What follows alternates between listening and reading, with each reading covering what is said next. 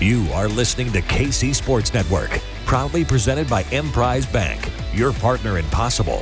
What's up, Chiefs Kingdom? It is finally here. It is NFL Draft Week, NFL watching world, and everybody who's going to watch the NFL Draft is going to get a giant commercial for Kansas City. Cannot wait to show off the city to everybody else, and also cannot wait to check in with our guy, Matt Miller from ESPN, on today's episode of the KCSN Draft Show, presented by our friends at Miller Lite. Matt, let's get right into it because people have been listening to this episode. They're ready for the NFL Draft. Want to know the latest rumors, the latest buzz. I want to get your thoughts on this because it's kind of taken Chiefs Kingdom, Chiefs Twitter by storm over the past, 24 hours.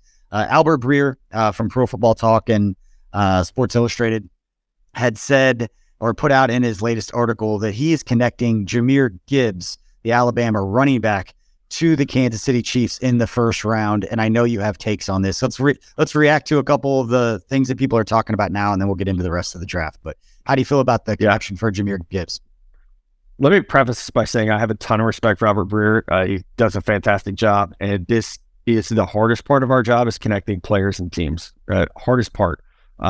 However, I have a really hard time seeing that one, given the fact that this is a team that just had a 7th round draft pick lead them to the Super Bowl at running back. That's where it's hard for me. Now, I love Jahmyr Gibbs, and he's very different than Isaiah Pacheco. He is a great receiver out of the backfield. When Alabama came back to beat Texas, it was all Bryce Young throwing to Jahmyr Gibbs. He didn't throw to a wide receiver, went to a tight end like once. It was all angle routes, Jahmyr Gibbs. It was Jahmyr Gibbs, we're going to put you in motion. Boom, we're throwing screens. We're throwing down the field to him. I mean, he is a great receiver. And as you and I have talked about, we both feel there's a need for a good receiver back if Jerick McKinnon is not going to be on this team in 2023. I just don't think Brett Veach can spend another first-round pick on a running back after what happened with Clyde Edwards-Helaire. And these are different players, and Veach has more like capital built up to do whatever he wants. I can't see that I would love Jahmyr Gibbs for that team, not at 31. And I think you can find a player, draft Tyjae Spears from Tulane in the 3rd round, if that's what you're looking for. Yeah. Looking at his numbers, he had transferred from Georgia Tech, just played the 1 year at Alabama, but had 151 carries, 926 yards, average over 6 yards per rush, and then had 444 yards, averaging over 10 yards per catch out of the backfield with 3 touchdowns. Was a 3rd team All-American. And I agree completely with you. This is a conversation you and I have had a few weeks ago. It was more centered around Deuce Vaughn, and not necessarily him just as a player, but at what value do you place a 3rd down running back? And not necessarily the backup running back, but a 3rd down running back. And that might confuse some people. Those could be 2 different skill sets, 2 different positions. Your backup running back might fit more the skill set, the size, the speed of your starter. So like a Clyde Edwards-Helaire and Isaiah Pacheco, or your 3rd down back is more shifty, more of a guy that can be a weapon out of the backfield, which is where I had placed Deuce Vaughn, saying I could see him being valuable in this role, but how much value do you place on a 3rd down running back when talking resources for the NFL draft and the number of snaps at best that player is going to play, whether it's 10, 15 snaps a game, depending upon the special teams value? That's where I kind of placed. You mentioned 3rd round. I was saying 4th round, at least in context of Deuce Vaughn. That's the round in which I would take a 3rd down back who's going to get that kind of snaps, that kind of playing time. Right. But I like what you said about it, just luxury pick. And in some ways, that was a luxury pick in the 4th round. Maybe it was the context of Deuce Vaughn and his size. But the usage of that guy, that's a tough pill to swallow. Right. When you have legitimate needs at right tackle, defensive end, wide receiver, looking for a tight end in the future, I think you could still add in the secondary, even though they obviously hit on a ton of picks there last year and spent 4 picks last year on secondary players. Running back would be such a luxury pick, BG. Even with 10 picks in this draft, gosh dang, if they do that in the first round, you know how highly I think of Brett Veach and Berganzi and that whole crew. I will be that dude who's like, this is a dumb pick if that's who they take. And I'm sorry to Chiefs fans because I love you guys and I love Jahmyr Gibbs. That would be a dumb pick. Yeah, he could go out and absolutely crush it. Like what we've seen from Jerick McKinnon. They're basically looking for a younger Jerick McKinnon. You get somebody that can make that kind of an impact at the times that he did it. And you look at the box score at the end of the season, and granted, he was very good. It doesn't scream first-round pick, but the times in which Jerick McKinnon went out there and made plays. And if it ends up being, I'm not going to like the pick, but when they step out there on offense and Jahmyr Gibbs runs out there in a third down situation, we're going to be more dangerous than we would in others. Yeah. Just don't know if that's necessarily the time to do it. But, Matt, one of the other things that kind of leads us into the other pice of news. You got me fired up now. So it's a good way to start the episode, get you all hot bothered. But,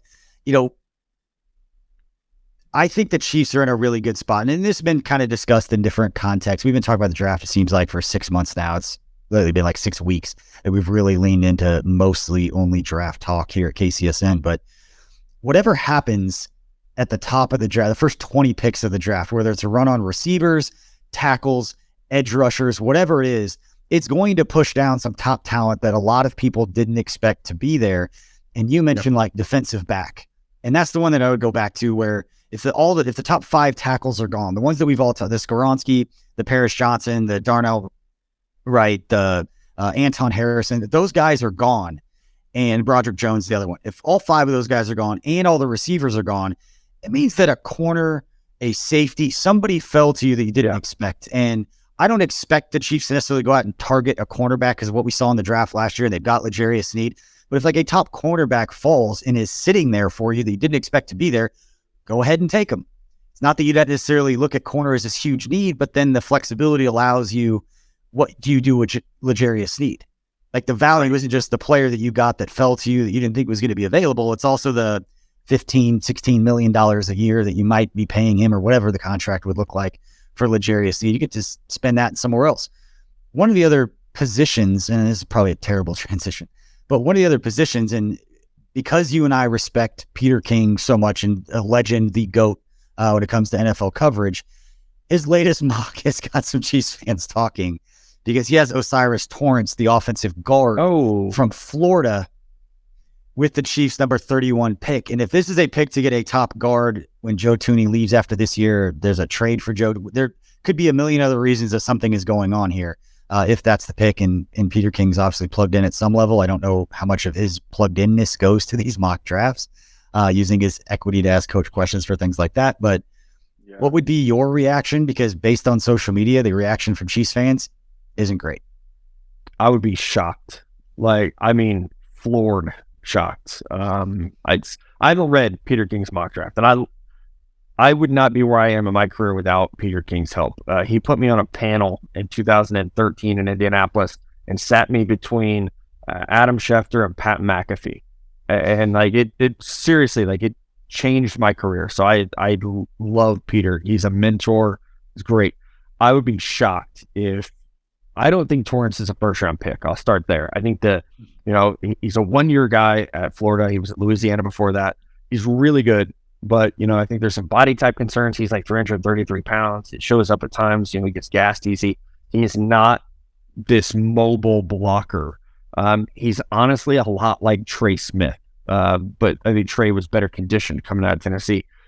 So that, for me, and maybe there is something there with the Joe Thuney stuff that is worth thinking about. Joe's getting a little bit older. Maybe it's the contract. You're going to have to get cheap somewhere. I think there are other guards that would fit better. Steve Avila from TCU being the primary one that I think would be a better fit. This is not a great interior offensive line class. So if the Chiefs have identified and said, hey, we got to come out of here with a guard, it's a tough year to do it. I think you're better off using 2 of those 10 picks on day 3 for guys whose traits you like and say, okay, we'll coach up these day 3 guys who have traits, as opposed to spending first-round capital on a player who is, yes, NFL ready, not a great scheme fit at left guard, in my opinion. And then also, you're basically redshirting a guy. Yeah, because he's not going to play right tackle. So if people are listening to this, they go, well, he'll play right tackle. No, he won't. He's never done it. So that's a weird pick. And I love Peter. So I wonder what he's heard that I haven't, or if he's heard that hey, Torrance is going to go first round. Let's just try to get him in there somewhere, because you want as many of the 31 players as you can get in your mock drafts. So you can go, say I got 25 or 31 players. I don't know if it's that. That pick would surprise me more than Jahmyr Gibbs. Gibbs, you can at least look at it and be like, yeah, he'd be fun there. He'd be really fun there. It hasn't redshirting a guard. It hasn't been a great 24 hours as far as rumors that are coming out. We tell everybody, do not believe anything that you hear a week before the draft. And here we are asking you what you're hearing a week before the draft. We talk through these things. Lessons from me. But yeah, exactly. You get Chiefs fans riled up about a third down running back and talk about value. And yeah, a redshirt left guard who you don't project as a first round pick. Not a great scheme fit right there. Not that it's not important. But I trust that Andy Reid and Brett Veach could find a player to step in at left guard and not use that kind of resource and that kind of value in a first-round pick on a player who won't even play this next season. Should put this out there because our guys at 3MAW, which is the K-State channel, and if you're listening to this, and whether it's K-State, KU, or Mizzou, make sure to check out our other channels. We've got coverage, we've got podcasts covering all those different things, but the 3MAW guys actually spoke with Deuce Vaughn. And I'm happy to report that Deuce Vaughn told them he spent 2 hours talking to the Kansas City Chiefs after their local pro day. So that's not nothing. That's a short conversation if they're saying you're too small, you can't block. So for those out there that said he's not an NFL player, which I know is one extreme, it seems like a lot of time to spend with a player that you're not interested in at some level. That is a lot of time. It's normal to spend time. It's normal to make the hey, like, let's get your phone number, where you're going to be draft weekend, yada, yada, yada. That's a little different than that. That's a lot of time. That is a lot of time. He could have, and Bell, who knows? Maybe it just felt like 2 hours and it was, 8 minutes. I don't think that.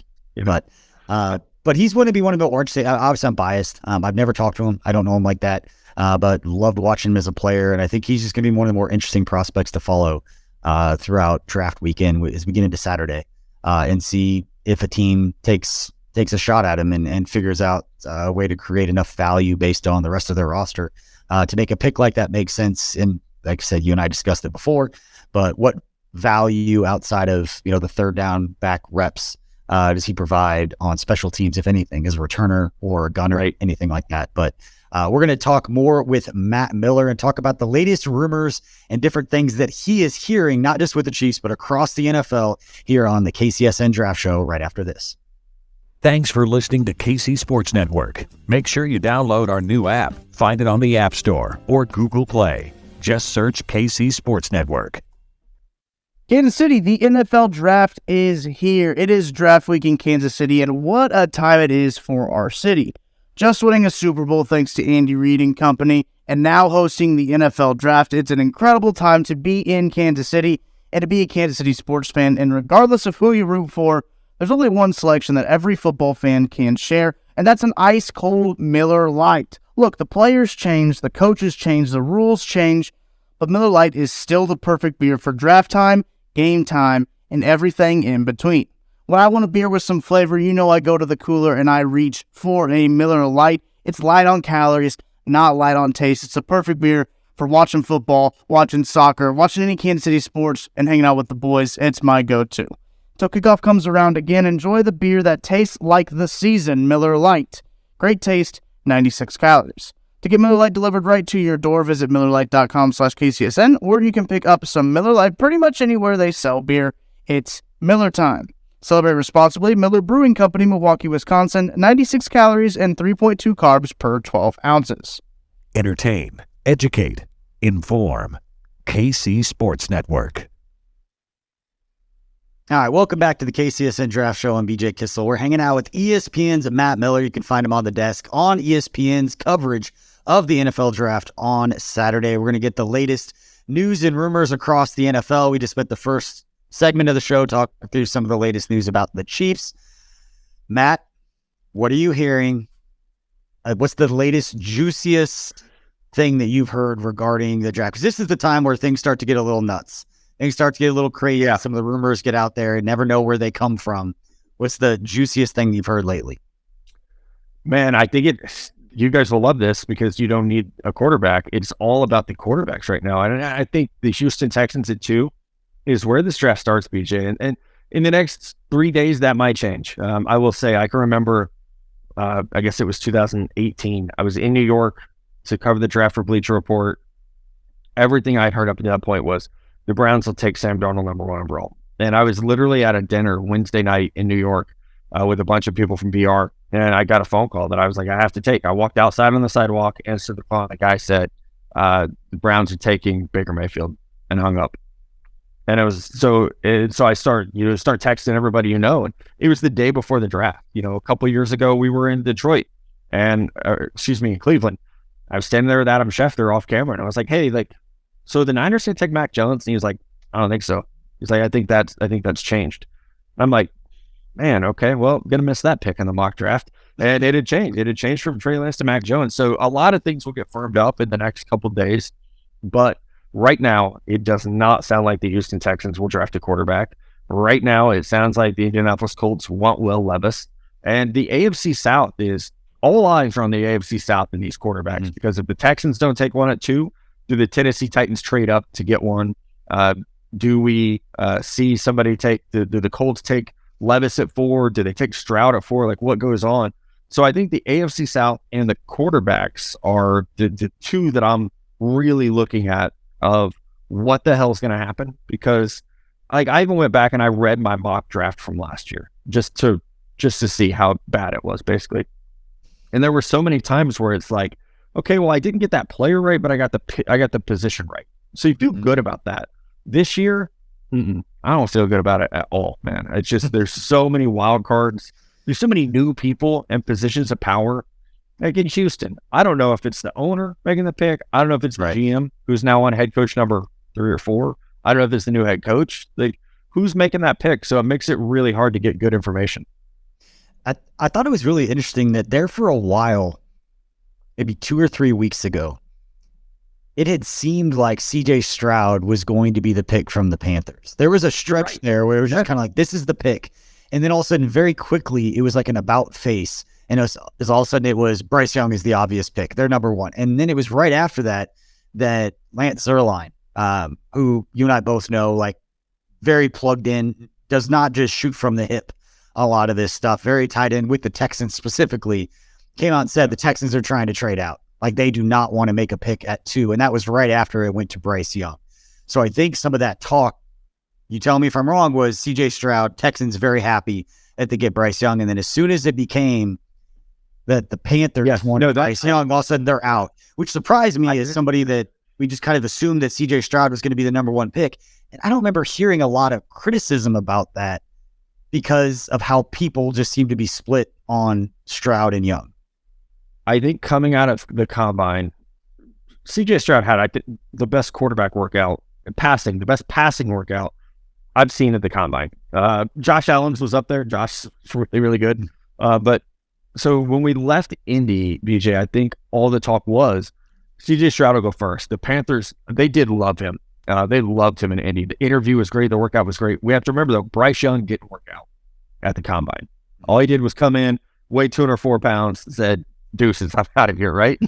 So in between that time, the Panthers got to watch. They got to watch Bryce Young work out. The owner and his wife took him to dinner the night before his pro day. And so, not only did they get to watch him work out, they got to spend time with him. And I know for a fact that matters. That FaceTime you get with players matters. And so the pendulum swung back to Bryce Young. You are absolutely right. As soon as the prevailing wisdom went from CJ Stroud at 1 to Bryce Young at 1, it was Houston's got to get out. Now, I don't know if that's because they don't like CJ Stroud. I don't know if that's because CJ Stroud's agent is David Mulugeta, who is also Deshaun Watson's agent. And I truly don't know if there's, bad blood between, the agency and the ownership because of Deshaun Watson forcing his way out. I don't know, but I do think something has happened to where the Texans, at least outwardly, are not comfortable with drafting a quarterback at 2. Maybe it's this simple, BJ. D'Amico Ryans and Bobby Slowick come from San Francisco. Bobby Slowick's the offensive coordinator. They just went to the NFC Championship game with Brock Purdy at quarterback. So maybe he says, hey, give me a shot with Davis Mills. This is a bad roster. Give me a shot with Davis Mills. We'll draft to improve the defense. We'll get a receiver. Let's see what we can do with what we already have. And if it doesn't work, we'll take Caleb Williams next year. It's that simple. was gonna say that's the 4D chess part of this that I feel like, at least for most, and I don't want to make it sound like it's condescending anyway, because it's not meant to come across like that, but so much of fans and a lot of draft analysts look in terms of who's available this year, what are the needs this year. Whereas in talking with Brett Veach and the staff, they're so dialed in with what's the draft strength next year. Like, where are the pockets? What are the free agents? Who are the top free agents coming up? How many wide receiver free agents are coming up? They have to take all of that information, where it feels like, everybody else is just kind of thinking this year. And that's why I wanted to ask you, off the top of your head, I know you haven't spent a ton of time studying these guys, but off the surface, is next year's draft class with Caleb Williams, the North Carolina kid, there's some dudes coming out next year. Is that a stronger class as you see it right now? Yeah. So for a team like the Texans, they're not thinking between the four top quarterbacks this year. They're thinking maybe we take a defensive player, somebody else we could build the defense around. We're still going to struggle. Give Davis Mills a chance. They go get one of the top quarterbacks because it's a better class next year anyway. I would say this about next year's class. Caleb Williams, Heisman Trophy winner. People are already comparing him to Mahomes, so get ready for that, Chiefs fans. Drake May looks like the next coming of Justin Herbert, right? Marvin Harrison Jr. was the best receiver in college football last year. He was a sophomore, so he couldn't come out in the draft. Olu Fashanu, the left tackle from Penn State, would have been the top tackle drafted this year. He went back to school because he's only 20 years old. Jared Verse, Florida State defensive end, would be a top 15 pick. He went back to school. Brock Bowers is maybe the best tight end we've ever seen in college football. He wasn't eligible because he was a sophomore. So there's so many guys like that who dominated college football this past year and they weren't eligible. So they had to go back to school, or because of NIL, guys like Fashanu and Burst could be like, hey, I'm going to go make $3 million or whatever, play college football, become a better football player. Cooper Beebe. Right? Stud. Cooper would have been absolute stud. Tucker's laughing over here. Stud. No, Cooper Beebe, I think, would have been a top 50 pick. He probably got a Miller Lite deal at K-State or something. He's like free wings in Aggieville if he comes back.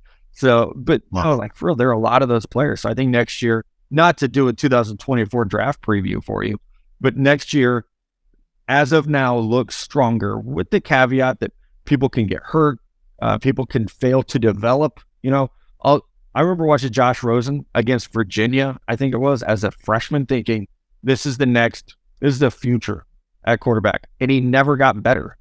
So now he's on team like number 7 in the NFL. All right, Matt, we're going to take one more quick break, and when we get back, we're going to ask you the question that draft analysts hate the most, but it's a juicy one, and it's, which player is getting projected by maybe some other of your counterparts across the league that you think may fall a little bit further than some other people. We'll ask Matt that with a couple more questions and wrap this up right after this. Thanks for listening to KC Sports Network. Make sure you download our new app. Find it on the App Store or Google Play. Just search KC Sports Network. Entertain, educate, inform. KC Sports Network. Matt, we had an app. Did you know that? I did. I saw the tweet. I'm going to be honest. I'm a bad friend. I haven't downloaded it yet. My excuse, I'm going to do it right now. This was not pre-planned. This looks like a segment, not pre-planned. I swear, I'm pulling it up right now. All right. Well, while you're doing that, I will give a quick plug and explain our app and why we did it. So right now we have 8 different audio channels at KC Sports Network. So if you're a Chiefs fan, you're listening to this goes in our Chiefs channel, our Chiefs bucket. You get all the Chiefs stuff. If you're a KU fan, you subscribe. There it is. For everybody watching on YouTube, you just saw them. Download the app live to tape on the show. Right. But the whole idea was we've got 6 different YouTube channels.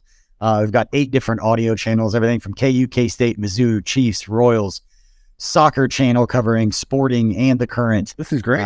We've got a sports betting channel. We've got a storytelling channel now. Make sure you go check out Marlia Campbell's series that she produced and hosted, kind of the behind-the-scenes story of how the NFL draft came to Kansas City, and that this thing started back in 2014, long before Patrick Mahomes was the quarterback of the Kansas City Chiefs. Those people in power in Kansas City, Kathy Nelson, deserves all the flowers in the world for bringing the NFL draft to Kansas City, along with a handful of other people that Marlee had a chance to interview with. But the whole point of the app was we have 8 store, and we've got a store. Check out our Charlie Hustle stuff. And you're helping me plug it here. But the whole idea is We have 8 audio channels, and each of those audio channels has an Apple link, it has a Spotify link, it has a Google Play link, plus all of the YouTube links. There's so many links that we were trying to promote, to send people to. Whereas with the app, you can funnel all of the content to one place, one centralized location to tell Kansas City sports fans to go to. That way you're not getting bombarded with Mizzou stuff if you're a KU fan, and vice versa.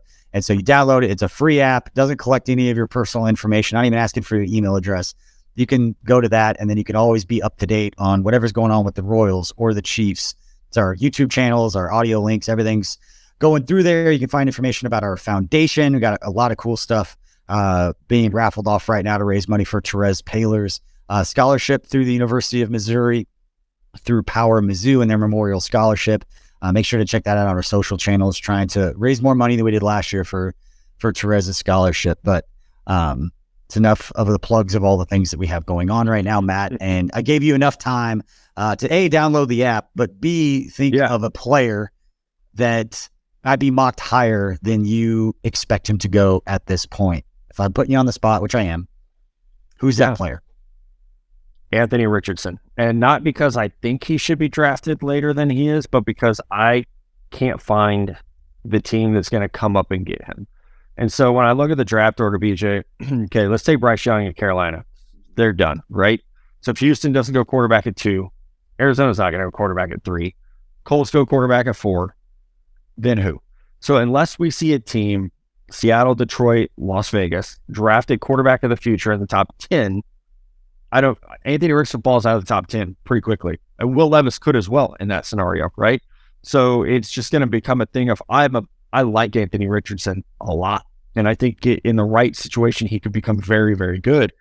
But as of now, it's finding that team. Who's going to come up and grab you? Because the sense is that Seattle was a playoff team. Detroit almost was a playoff team.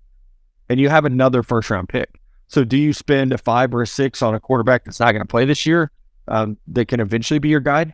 There's certainly some logic there. Kansas City did it. It worked out really well for them. But that is not the sense I get. I get the sense that they're going to draft impact players that can help them win the division, and that they can, try to backfill their roster and maybe grab a quarterback in the middle rounds that could be a developmental type guy. So Richardson would be the pick as of today, which is unfortunate because he's a fantastic player with a lot of upside and a great person as well. But I wouldn't be surprised if we see a little bit of a slip for him.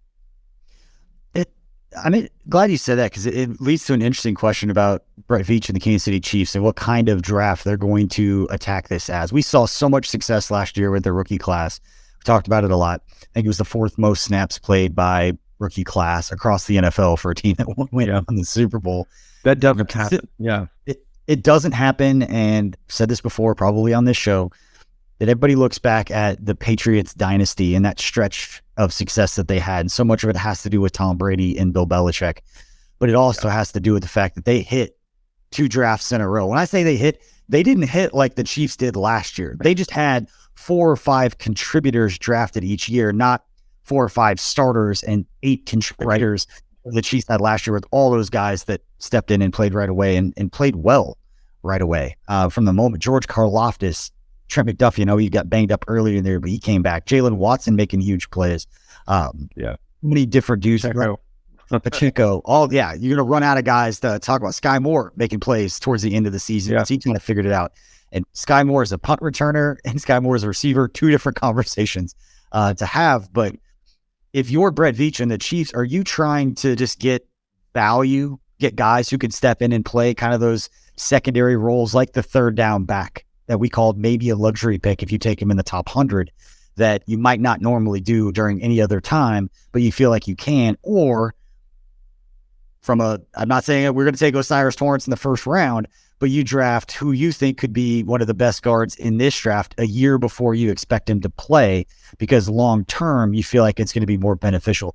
From a strategy standpoint, philosophically, however you want to frame this up, would you go for more of the home run guys that could step in and make a big impact right away, even in smaller roles, or kind of that foundational piece of guys who might not really play till 2024, but the talent that you're willing to wait on because you don't need them to go right away? Yeah, that's tough. I almost go toward the let's get guys who could play right now. because the Chiefs Super Bowl window is not going anywhere. But we have talked a lot about the fact that Travis Kelce is getting older. You're going to have some adjustments you have to make. Chris Jones, another player. I mean, 2 of your 3 best players are starting to get to the point of their career that you at least start thinking about, okay, well, what does this look like after then, right? Yeah. And I think we've seen that with the draft and with the free agency, the way they've attacked that. So I go a little bit more toward, Cincinnati and Buffalo aren't going anywhere either. So you want to stay ahead of those guys. So I would lean more toward best player at a need at 31, which is why, you have your horizontal board of, all right, okay, we might have, Jahmyr Gibbs is our, number 20 overall player, and he's probably going to be there, but you got that horizontal board of, well, where would he slot in on our team? Okay, well, he's not taking Pacheco's job, and Clyde's coming back. Where does he, where do you have him graded versus him? So I would lean more toward impact players, especially with 10 picks. I think that's the beauty of it. With 10 picks, you can do a little bit of both, and on day 3, this team has had so much success on day 3. I know we've talked a lot about there are 10 roster spots on this team. There could be, because they're so good at drafting on day 3 that you can start to think about, hey, let's get another safety, or let's get a slot corner, because we don't know what Snead's going to ask for in free agency. So let's just be ready for that, just in case. Worst case scenario, we've got another really good slot corner. So I think you can, in round 1 and 2, you can go for, let's get some like badass guys who can help us win another Super Bowl. And then rounds 3 through 7, you can start thinking about the future. All right, final question, Matt, that I want to ask you. And again, we're hanging out with ESPN's Matt Miller, and very appreciative of his time, knowing that this is kind of his Super Bowl week, that you study for this all year long. So we appreciate it, man. On your latest mock draft, which came out last night, and we're recording this on Monday midday. I'm going to get this audio up as soon as we can. But last night, your first round mock, or your final mock, I should say, came out, and you had the Chiefs taking wide receiver Jordan Addison out of USC. Player that I know, at least from the draft guide, Matty Lane specifically, absolutely loves this player and this fit. Still make sure, if you're listening to this, you go check out the rest of the first round to see how it played out for a player like Jordan Addison to become available at that point. But Matt, what is it that you love about Jordan Addison and that pick for the Chiefs?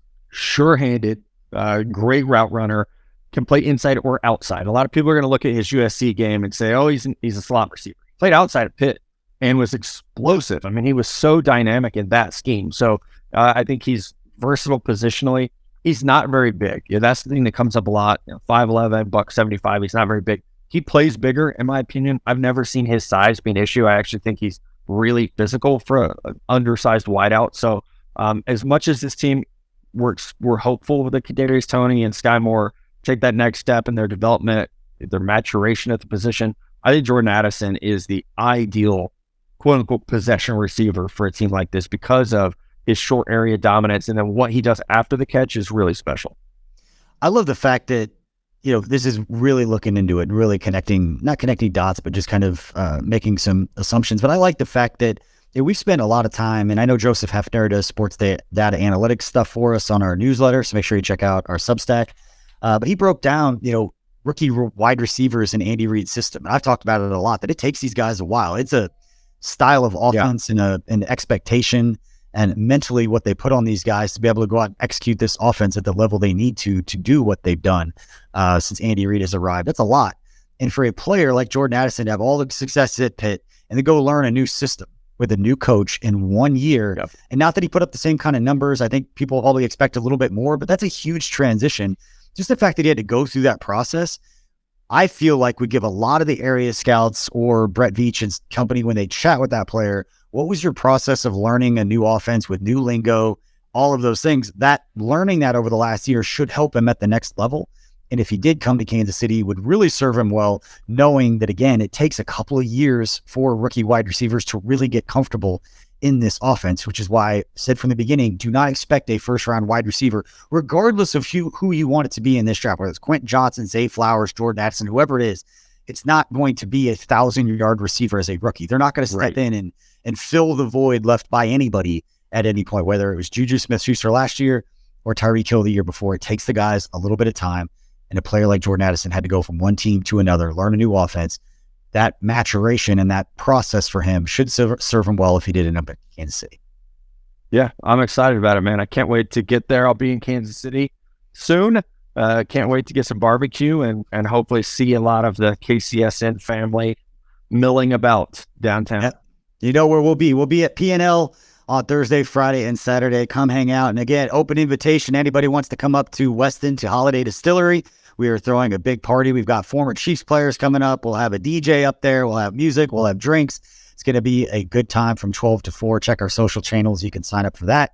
It does not cost you anything to come up and hang out. We appreciate everybody for spending part of your day with us. The Lab Guys will be live tonight at 8 p.m. Central on our YouTube channel. We'll have plenty more content getting you ready for the NFL Draft later this week. Matt Miller from ESPN, man, we appreciate it.